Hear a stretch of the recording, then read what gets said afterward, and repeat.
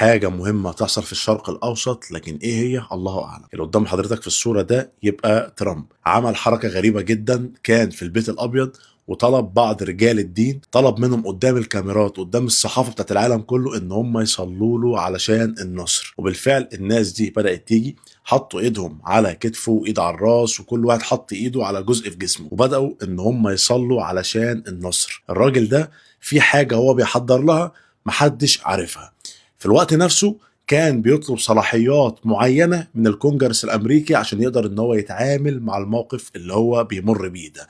يعني هل هو عنده الصلاحيات كلها؟ أقول لك لا، في حاجات معينة لازم بيرجع لسلطات تانية علشان ياخد منهم الإذن والموافقة إن هو ينفذ الحاجة اللي هو عايز ينفذها. في الوقت نفسه كان مجتمع النهاردة بصحافة دولية، يعني صحافة على مستوى العالم كانت موجودة بتغطي البيان ده، فبدأ إن هو يتكلم في نقطة معينة، إن اللي إحنا فيه ده هيبقى لحد امتى وهيخلص امتى. والصحفيين بدأوا يسألوه احنا ليه ملناش برضو رد قوي وحاسم؟ احنا بنروح نستهدف بعض النقاط، لكن مش ده الرد او دي سياسة الردع بتاعتنا اللي تخلينا نخلص بقى من القصة من اولها لاخرها. قال انا ما اقدرش اخد الخطوة كاملة لحد مجلي الرعاية الامريكية من الدول اللي موجودة في الشرق الاوسط.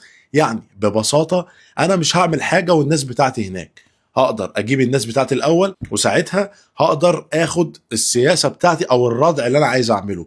في الوقت اللي انا بكلم حضرتك فيه ده اصلا بالفعل بدات يبقى في رحلات موجوده في دول الخليج، ولكن الرحلات دي غاليه جدا. الرحلات دي بتيجي على مصر، ومن مصر تبدا تتحرك بقى على الدول بتاعتها. يعني يكفينا اقول لك ان مثلا تذكره الذهاب بس من الامارات مثلا لحد مصر تقريبا وصلت لحوالي 168 الف جنيه، ده في الذهاب، واللي هي الفئه الاقتصاديه. يعني الموضوع يبان لك ان هو فعلا بيحضر لحاجه.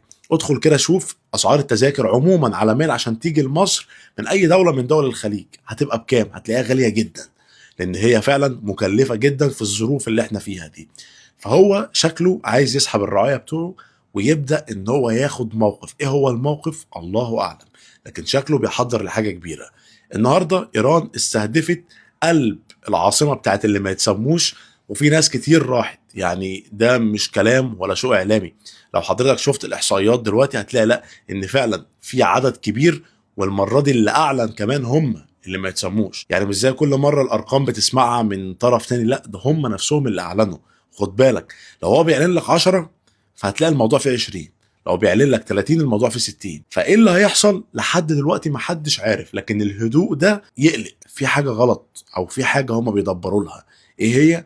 محدش عارف، لكن الكلام كله بيقول ان ده هيحصل خلال الساعات او خلال يوم او اتنين من دلوقتي. انت بقى من وجهة نظرك شايف ايه اللي هيحصل، او شايف ايه الخطة اللي هم بيرسموها؟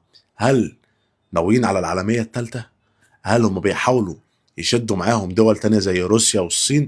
لان خد بالك ايران بدأت تطلع علني تشكر روسيا والصين ان هم بيساعدوها، وده خلاص ما بقاش مجرد موقف من تحت الترابيزة، بقى موقف واضح للعالم كله ان الصين وروسيا هيساعدوا ايران. ربنا يحفظ جميع بلادنا العربية، ربنا يحفظ مصر. واستنى اجابتك، هل الموضوع هيخلص بسرعة ولا في حاجة فعلا بيحضروا لها؟